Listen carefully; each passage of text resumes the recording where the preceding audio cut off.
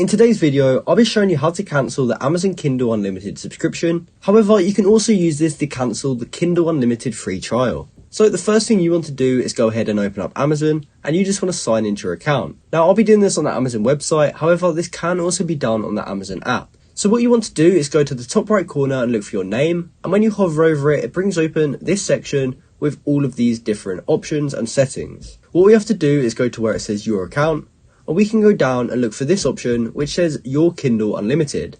So we can click on that, and from there, here's where we can find our membership plan.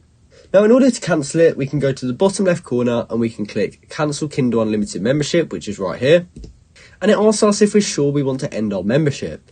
It says that we still have access until the end of our free trial, but after that, everything will be removed from our account. So if you're sure you want to cancel your membership or free trial, you can go ahead and click cancel membership.